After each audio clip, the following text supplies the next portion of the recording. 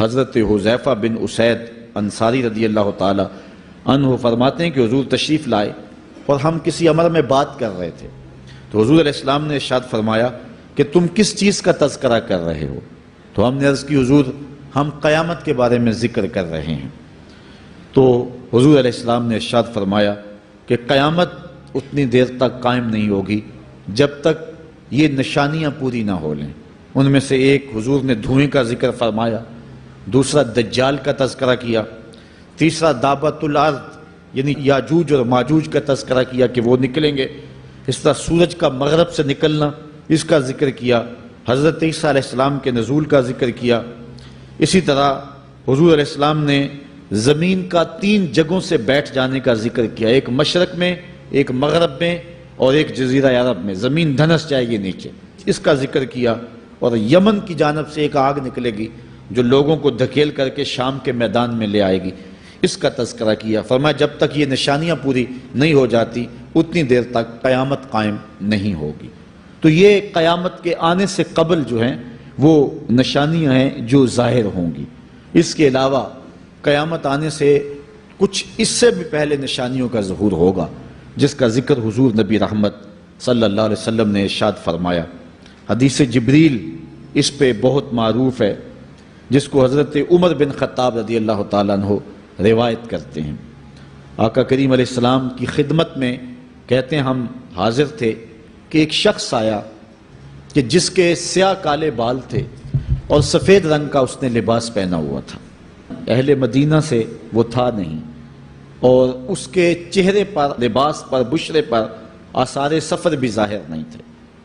اگر مقامی ہوتا تو ہم جانتے ہوتے، اور اگر باہر سے آیا ہوتا تو اس کے چہرے پر، لباس پر جو ہے وہ سفر کے آثار ہوتے۔ اس زمانے میں اس طرح کے سفر تو نہیں تھے آسانی اور سہولت والے، تو جو بھی سفر کر کے دور سے آتا تو اس کا چہرہ بتاتا یہ مسافر ہے۔ تو کہا مسافر لگتا نہیں تھا اور اہل مدینہ سے تھا نہیں۔ ہم پریشان تھے کہ یہ کون ہے، لیکن وہ آیا اور حضور علیہ السلام کی خدمت میں اپنے زانو بچھا کر کے بیٹھ گیا۔ فَأَسْنَدَ رُكْبَتَيْهِ إِلَىٰ رُكْبَتَيْهِ، اپنے دونوں گھٹنے اس نے حضور علیہ السلام کے گھٹنوں سے جوڑے اور حضور کی خدمت میں یوں ادب سے بیٹھ گیا۔ پھر اس نے حضور علیہ السلام سے اسلام کے بارے میں پوچھا، حضور علیہ السلام نے جواب دیا۔ پھر اس نے کہا بالکل آپ نے سچ فرمایا ہے۔ ہم حیران ہوئے، خود ہی سوال کرتا ہے اور خود ہی تصدیق کرتا ہے۔ پھر اس نے حضور سے ایمان کے بارے میں پوچھا، حضور نے کچھ ارشاد فرمایا ایمان یہ ہے، تو اس نے کہا بالکل صدقتا، آپ نے سچ کہا ہے۔ تو ہم پھر حیران ہوئے کہ خود ہی یہ سوال پوچھ رہا ہے اور خود ہی اس کی تائید کر رہا ہے۔ پھر اس نے احسان کے بارے میں پوچھا، تو حضور علیہ السلام نے اس کو جواب دیا کہ احسان یہ ہے کہ اللہ کی عبادت اس طرح کرے کہ تو اسے دیکھ رہا ہے، اور اگر یہ کیفیت نہیں ہے تو کم از کم یہ کیفیت پیدا کر لے کہ وہ تجھے دیکھ رہا ہے۔ اس نے کہا آپ نے سچ کہا۔ پھر اس کے بعد اس نے کہا مجھے اب قیامت کے بارے میں بتائیں۔ حضور علیہ السلام نے فرمایا جو ہے وہ مسئول سائل سے عالم نہیں ہے۔ تو اس نے کہا اچھا پھر مجھے قیامت کے کچھ نشانیاں بیان فرما دیں۔ تو حضور علیہ السلام نے اس شخص کو جو نشانیاں بیان فرمائیں وہ یہ تھی کہ لونڈی اپنی مالکہ کو جنم دے گی، بکریاں چرانے والے، اونٹ چرانے والے، ننگے پاؤں والے اور ننگے بدن والے تم دیکھو گے کہ عمارتیں بنانے میں ایک دوسرے سے آگے بڑھنے کی کوشش کریں گے۔ بہرحال تھوڑی دیر تک وہ حضور کی خدمت میں بیٹھا رہا۔ اس کے بعد جب چلا گیا تو تھوڑی دیر گزری تو حضور نے فرمایا عمر جانتے ہو یہ شخص کون تھا؟ عرض کی اللہ و رسولہ عالم، اللہ اور اس کا رسول جانتا ہے۔ فرمایا یہ جبریل امین تھا جو تمہیں تمہارا دین سکھانے کے لیے آیا تھا۔ تو حضرت جبریل امین نے آ کر کے حضور سے جو 4 سوالات کیے ان میں سے ایک سوال یہ تھا قیامت کب آئے گی اور قیامت کی نشانیاں کیا ہیں؟ تو حضور نے یہ نشانیاں بیان فرمائیں کہ لونڈی اپنی مالکہ کو جنم دے گی، اور یہ نشانی اب ہمارے سامنے ہے کہ آج اولادیں اپنے جو ہے وہ ماں باپ کی آقا بنی ہوئی ہیں، بیٹی آج ماں کی حکمران بنی ہوئی ہے۔ یہ دور جس کی نشاندہی کی وہ بالکل آج ہمارے سامنے ہے۔ حضرت ابو ہریرہ رضی اللہ تعالیٰ عنہ سے ایک روایت ہے جس کو نبی رحمت صلی اللہ علیہ وآلہ وسلم سے وہ بیان کرتے ہیں، بینما النبی صلی اللہ علیہ وسلم یحدث اذ جاء اعرابی فقال متی الساعة۔ حضرت ابو ہریرہ فرماتے ہیں کہ ہم حضور کی خدمت میں بیٹھے ہوئے تھے، ایک شخص حاضر ہوا، اس نے حضور سے کہا کہ حضور قیامت کب آئے گی؟ یہ سوال کیا، متی الساعة، قیامت کب آئے گی؟ آقا کریم علیہ السلام نے اس کو جواب دیا، اذا ضیعت الامانہ فانتظر الساعة، جب امانت کو ضائع کر دیا گیا تو سمجھ لے قیامت آ گئی۔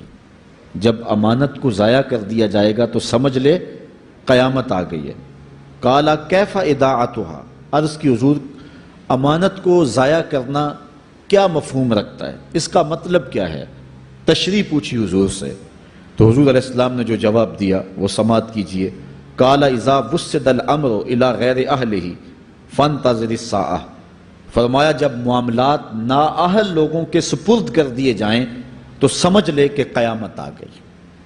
جب مسندوں کے اوپر مسندوں کے حقدار نہیں ہوں گے، جب زاغوں کے تصرف میں عقابوں کا نشیمن آ جائے گا، جب تخت و تاج کے مالک غدار، بے دین اور نااہل لوگ ہوں گے، جب تخت و تاج کی حکمرانی اور مسلح و امامت کے مسند کے اوپر بیٹھنے والے بھی نااہل ہوں گے، تو پھر سمجھ لینا کہ قیامت جو ہے وہ ظاہر ہو رہی ہے۔ حضرت انس رضی اللہ تعالی عنہ سے ایک روایت ہے، کہتے ہیں سمعت رسول اللہ صلی اللہ علیہ وسلم یقول، میں نے حضور علیہ السلام کو فرماتے ہوئے سنا ہے۔ یہ حضرت انس رضی اللہ تعالیٰ عنہ وہ صحابی ہیں جنہوں نے 10 سال تک حضور کی نوکری کی ہے، اور کہتے ہیں 10 سال میں ایک بار بھی ایسا نہیں ہوا کہ حضور نے مجھے اف بھی کہا ہو۔ کہتے ہیں کبھی ایسا ہوتا کہ میرے ہاتھ سے کوئی برتن ٹوٹ جاتا، ازواج مطہرات جو ہیں وہ اس پہ ناراض ہونے لگتی تو حضور علیہ السلام روک دیتے، فرماتے اسے کچھ نہ کہو، اس برتن کی عمر ہی اتنی لکھی ہوئی تھی، یہ اتنے عرصے کے لیے ہی پیدا کیا گیا تھا۔ تو آقا کریم علیہ السلام نے جو ہے وہ ازواج مطہرات کو بھی روکا کہ وہ مجھے جھڑکے نہ۔ خدمت رسول اللہ صلی اللہ علیہ وآلہ وسلم 10 سنین، میں نے پورے 10 سال حضور کی نوکری کی ہے۔ بلکہ جب آپ کہیں گے کہ حضور کے خادم کا نام کیا ہے، سارے صحابی حضور کے خادم ہیں، لیکن نام حضرت انس رضی اللہ تعالی عنہ کا آئے گا، یہ حضور علیہ السلام کے خادم خاص ہیں، اور حضور سے بہت ساری باتیں انہوں نے سنی ہیں۔ تو ان باتوں میں سے ایک بات کہتے ہیں سمعت رسول اللہ صلی اللہ علیہ وسلم یقول، میں نے رسول کریم صلی اللہ علیہ وسلم کو کہتے ہوئے سنا، ان من اشراط الساعۃ ان یرفع العلم، قیامت کی نشانیوں میں سے ایک نشانی یہ ہے کہ علم اٹھا لیا جائے گا، جہالت پھیل جائے گی، علم اٹھا لیا جائے گا۔ آج لفظ زیادہ ہو گئے ہیں، انفارمیشن زیادہ ہو گئی ہے، لیکن جس کو علم کہا جاتا ہے، جو مومن کے سینے کا جمال اور نور ہے، آج وہ اٹھا لیا گیا ہے۔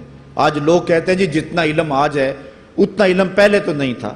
آج کوئی غزالی دکھاؤ، کوئی رازی دکھاؤ، کوئی رومی دکھاؤ، کوئی احمد بن حنبل جیسا شخص دکھاؤ، کوئی محمد بن حسن شیبانی جیسا شخص دکھاؤ، کوئی امام ابو حنیفہ کے نالین کی خاک جیسا شخص بھی دکھاؤ، تو یہ ایک غلط بات ہے کہ جی پہلے زمانے میں اتنا علم نہیں ہوتا تھا، اب علم بہت زیادہ ہو گیا، جی علم بہت زیادہ پھیل گیا۔ علم نہیں پھیلا ہے، یہ چند معلومات ہیں، انفارمیشن کا دور ہے، اور خبریں ہیں۔ جو علم ہے، جو کہ مومن کے سینے کا جمال ہے اور باطن کا نور ہے، جو زندگی کی راہوں کو اجالتا ہے اور زمانے کو مالک کی دہلیز کے قریب کرتا ہے اور انسان کو انسانیت سکھاتا ہے، وہ علم جو ہے وہ اٹھتا چلا جا رہا ہے۔ اور حضور سے پوچھا گیا کہ حضور علم سینوں سے اچک لیا جائے گا، سینوں سے کھینچ لیا جائے گا؟ فرمایا نہیں، علماء اٹھا لیے جائیں گے۔ جب علماء فوت ہو جائیں گے تو ان کی جگہ اس درجے کے لوگ نہیں آئیں گے، پھر زوال پذیر سلسلے ہوتے چلے جائیں گے، علم اٹھا لیا جائے گا۔ جب سینے علم سے خالی ہو جائیں گے تو پھر قیامت آ جائے گی۔ اس لیے حضور علیہ السلام کا فرمان ہے، کائنات کی ہر شے علماء کی زندگی کی دعائیں مانگتی ہے، حتی الحیتان فی البحر، یہاں تک کہ سمندروں اور دریاؤں کے اندر مچھلیاں بھی علماء کی زندگی کی دعائیں مانگتی ہیں۔ انہیں پتہ ہے علماء ہیں تو کائنات معرض وجود میں آئی تو موجود رہے گی، اگر علماء نہیں ہوں گے تو کائنات جو ہے وہ بالکل قیامت کا شکار ہو جائے گی۔ تو پہلی چیز حضور نے ارشاد فرمایا ان یرفع العلم، علم اٹھا لیا جائے گا، ویکثر الجہل، اور جہالت عام ہو جائے گی۔ علم کی جگہ جو ہے وہ جہالت عام ہو جائے گی۔ آج علماء نہیں رہے ہیں، آج ہم جو ہے وہ انحصار کرنے لگے ہیں چند ٹیلی ویژن چینلوں پہ، اور اس کا نتیجہ کیا ہے کہ مختلف چینلز کے اوپر بیٹھے بہت سارے لوگ گمراہی پھیلا رہے ہیں۔ یہ ایک الگ داستان ہے، ایک الگ کہانی ہے کہ کس طرح سے علم کا گلا گھونٹا جا رہا ہے اور کس طرح جو ہے وہ لوگوں کو گمراہ کیا جا رہا ہے۔ یہ جہالت کی کثرت ہے۔ اور تیسری بات جو حضور نے ارشاد فرمائی، وَيَكْسُرَ الزِّنَا، زنا عام ہو جائے گا۔ نظر کا زنا یہ تو اس زمانے کے اندر برا رہا ہی نہیں ہے، لوگ اس میں کوئی آر ہی نہیں سمجھتے۔ کسی کی بہن اور بیٹی کو دیکھنا اور اپنی آنکھوں کو شہوات سے بھرنا، یہ بندہ محسوس ہی نہیں کرتا ہے۔ حضور علیہ السلام نے ارشاد فرمایا، من زنا زنیا بہی ولو بہی تان دارہی، جس نے زنا کیا یہ عمل اس کے گھر بھی لوٹے گا، اگرچہ وہ اپنی دیواریں اونچی اونچی کیوں نہیں کر لیتا۔ اگر آج کوئی کسی کی بہن بیٹی پر اپنی نظروں کو غلیظ کرتا ہے تو وہ یہ کیسے کہہ سکتا ہے کہ میری بہن اور میری بیٹی کسی کی گندی نظروں کا شکار نہیں ہوگی؟ یہ مقافات عمل ہیں۔